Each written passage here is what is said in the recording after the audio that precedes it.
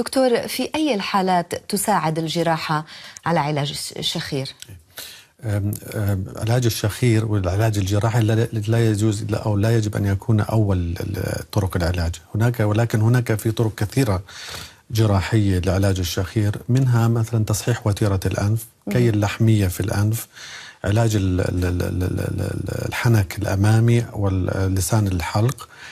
وهناك عدة طرق علاجية أخرى تتماشى مع درجة شدة الشخير. يعني العملية حسب تتبع حالة المريض، يعني إذا كان عنده انحراف وتيرة فستكون العملية تصحيح هذا الانحراف. وإذا كان التضخم في اللحمية النكوية اللحمية، يعني الهدف هو توسعة المجاري أو التنفسية العلوية، هذا هو السبب الأصلي. ولكن هناك عدة عمليات أخرى، منها مثلا شد الحنكين الأماميين وتصغير لسان الحلق أو إزالة لسان الحلق، كذلك إزالة اللوز. كل هذه درجات عمليات من وتيرة تصحيح وتيرة الأنف إلى إزالة اللوز. ولكن إذا عمل المريض كل هذه ليس لديه مشكلة مثلا في انحراف أو شيء، إلى ماذا يلجأ؟ طبعا هذا الحل الجراحي ليس الحل الوحيد الذي يؤدي إلى نتيجة جيدة.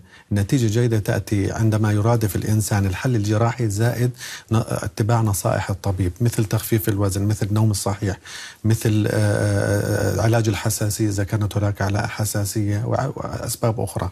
يعني يجب أن يكون هناك مرادف للعملية أو بعد إجراء العملية نصائح أخرى يجب أن يوجهها الطبيب للمريض حتى يتبع. هناك أيضا وسائد خاصة وهناك لاصقات للأنف، هل تساعد فعلا هذه؟ تساعد ولكن مؤقتا، يعني تساعد بعض الشيء وعند الشخير الخفيف. ولكن إذا كان هناك شخير شديد وانقطاع وانحباس في التنفس، في بعض الأحيان يصل انحباس التنفس إلى 100 مرة في الليلة، هذا لا يساعد، لا اللاصقات ولا العمليات حتى في اللسان وربط اللسان وفك. وهل توصلت الأبحاث حديثا إلى وسائل جديدة فعلا لحل هذه المشكلة؟ طبعا في هناك شركات كثيرة جدا، يعني كل سنة تخرج طريقة لكي وشد الترهل الذي يحدث في الحلق، من الراديو ثيرابي، فريكوينس ثيرابي، للابلاتسيو، للالكتروكوغوليشن، للليزر.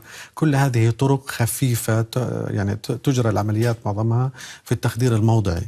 ولكن أنا أحبذ العملية الكلاسيكية، وهي عملية تصحيح الوتيرة، كي اللحمية وإزالة اللوزتان وشد الحلق، شد الغشاء المخاطي للحلق. شكرا لك دكتور لحضورك معنا. عفوا.